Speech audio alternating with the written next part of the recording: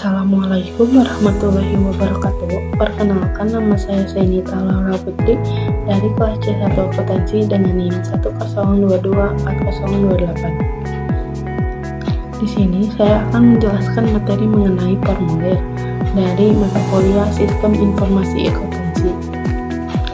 Formulir adalah dokumen yang digunakan untuk mencatat dan mendokumentasikan suatu transaksi atau kejadian dalam organisasi. Formulir menjadi bagian dari sistem akuntansi yang terdiri dari formulir, catatan, dan laporan yang dikoordinasikan untuk menyediakan informasi keuangan yang dibutuhkan oleh manajemen. Formulir memiliki dua fungsi utama. Yang pertama, sebagai dokumen untuk merekam peristiwa yang terjadi dalam organisasi sehingga dapat digunakan sebagai bukti tertulis atau sah. Yang kedua, sebagai media pencatatan, memudahkan pengorganisasian dan pemrosesan data ke dalam sistem pencatatan akuntansi. Selanjutnya ada contoh formulir dalam sistem akuntansi.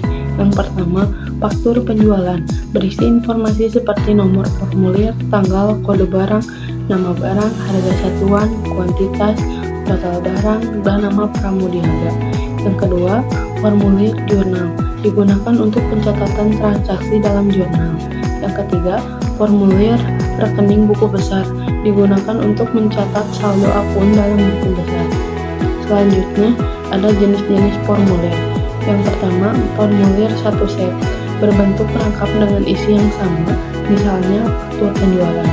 Yang kedua, formulir continuous, lembaran formulir yang dapat disobek sesuai kebutuhan, biasanya digunakan dalam printer komputer.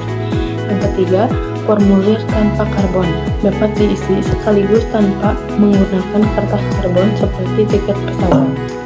Yang keempat, formulir dengan tinta magnetis atau OCR, dapat dibaca oleh input komputer untuk otomatisasi data. Selanjutnya ada manfaat formulir. Yang pertama, memastikan hasil kegiatan terdokumentasi dengan baik. Yang kedua, menjaga aset dan kewajiban perusahaan. Yang ketiga, sebagai perintah pelaksanaan tugas dalam organisasi. Yang keempat, membantu penyusunan rencana dan evaluasi kinerja perusahaan. Selanjutnya ada prinsip dasar dalam merancang formulir. Yang pertama, menghindari duplikasi data dan memastikan formulir sederhana serta ringkas. Yang kedua, menyertakan elemen identitas seperti nama perusahaan, nomor formulir, dan tanda tangan. Yang ketiga, menyediakan ruang yang cukup untuk pencatatan dengan tangan atau mesin. Yang keempat, menggunakan nomor urut cetak untuk memudahkan kontrol penggunaan formulir. Selanjutnya ada faktor yang dipertimbangkan dalam merancang formulir.